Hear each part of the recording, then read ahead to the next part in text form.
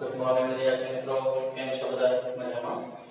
ધોરણ 6 ની અંદર વિજ્ઞાન વિષય છઠ્ઠાના વિજ્ઞાનમાં મિત્રો આપણે સજીવો અને તેમની આસપાસ એ પ્રકરણ છે એના યાદ રાખવાના બધા જ મુદ્દા લખી લીધા છે.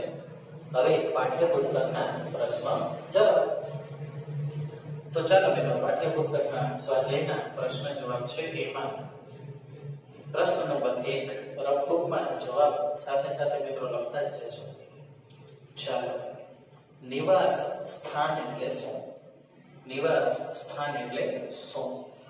તો જવાબમાં લખો વનસ્પતિ અને પ્રાણીઓ. વનસ્પતિ અને પ્રાણીઓ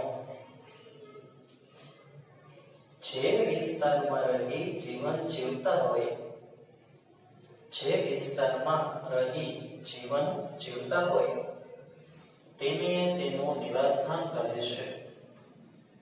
જે વિસ્તારમાં રહી જીવન જીવતા હોય તેને તેનું નિવાસ સ્થાન કહે છે. નેક્સ્ટ પ્રશ્ન નંબર 2 રણમાં જીવન જીવવા માટે થોર કઈ રીતે અનુકૂલિત થયેલા હોય છે? તો જવાબમાં લખો રણમાં જીવન જીવવા માટે થોર નીચેના અનુકૂલનો ધરાવે છે. નીચેના અનુકૂલનો ધરાવે છે. તેમાં લખો પોઈન્ટ નંબર 1 એકડો કરી. તેના પર્ણો નાના અને ઓછા હોય છે. તેના પર્ણો નાના અને ઓછા હોય છે. તેના પર્ણો નાના અને ઓછા હોય છે. એમાં છે પાણીની અછતના સમયે, પાણીની અછતના સમયે પર્ણોનું કંટકમાં રૂપાંતર થાય છે. પાણીની અછતના સમયે પર્ણોનું કંટકમાં રૂપાંતર થાય છે, જેથી બાષ્પોત્સર્જન દ્વારા ઓછું પાણી ગુમાવાય છે. જેથી બાષ્પોત્સર્જન દ્વારા ઓછું પાણી ગુમાવાય છે. લખો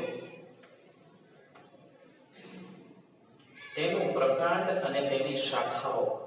બીજા મુદ્દામાં તેનું પ્રકાંડ અને તેની શાખાઓ લીલી હોય છે. તેનું પ્રકાંડ અને તેની શાખાઓ લીલી હોય છે, જેના દ્વારા તે પ્રકાશ સંશ્લેષણનું કાર્ય કરે છે. જેના દ્વારા તે પ્રકાશ સંશ્લેષણનું કાર્ય કરે છે. લખો ત્રીજો મુદ્દો તેનું પ્રકાંડ જાડું. તેનું પ્રકાંડ જાડું અને મીણબત્તી હોય ને એનો મીણયુક્ત સ્તરથી આવૃત હોય છે. મીણયુક્ત સ્તરથી આવૃત હોય છે, જે પાણીને જાળવી રાખવામાં મદદ કરે છે. જે પાણીને જાળવી રાખવામાં મદદ કરે છે.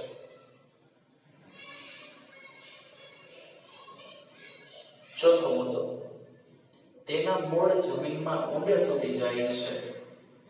તેના મૂળ જમીનમાં ઊંડે સુધી જાય છે અને પાણીનું શોષણ કરે છે. તેના મૂળ જમીનમાં ઊંડે સુધી જાય છે અને પાણીનું શોષણ કરે છે. સમજાણું મિત્રો? ચાલો, 2 પ્રશ્ન કમ્પ્લીટ થઈ ગયા. ત્રીજા પ્રશ્ન છે ખાલી જગ્યા પૂરો. તો પહેલી ખાલી જગ્યા ચોક્કસ લક્ષણોની હાજરી કે જેના લીધે કોઈ વનસ્પતિ કે પ્રાણી નિશ્ચિત નિવાસ સ્થાનમાં જીવન જીવે છે તેને ખાલી જગ્યામાં આવશે અનુકૂલન કહે છે. શું કહે છે? અનુકૂલન. પહેલી ખાલી જગ્યામાં અનુકૂલન. બીજી જમીન પર રહેનારા પ્રાણીઓ કે વનસ્પતિના નિવાસને શું કહે છે? જમીન ઉપર રહેતા હોય એ આપણે ભણ્યા છીએ. ભૂનિવાસ, ભૂ એટલે જમીન ને નિવાસ, ભૂનિવાસો, ભૂનિવાસ કહે છે. ત્રીજું, પાણીમાં રહેનારા પ્રાણીઓ કે વનસ્પતિના નિવાસને જલીય નિવાસ સ્થાન કહે છે. જલીય, જલીય.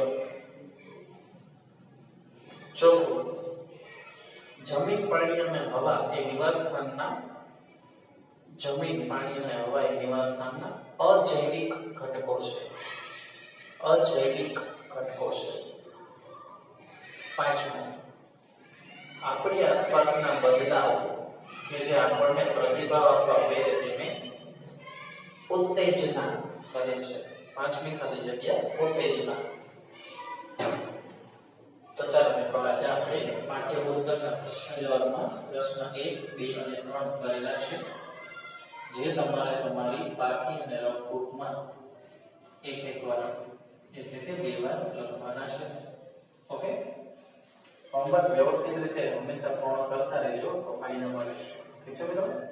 તો ચાલો મળીશું હવે આવતા નેક્સ્ટ વિડીયોમાં. ત્યાં સુધી બધા મિત્રો ઘરે રહો, સુરક્ષિત રહો. Thank you.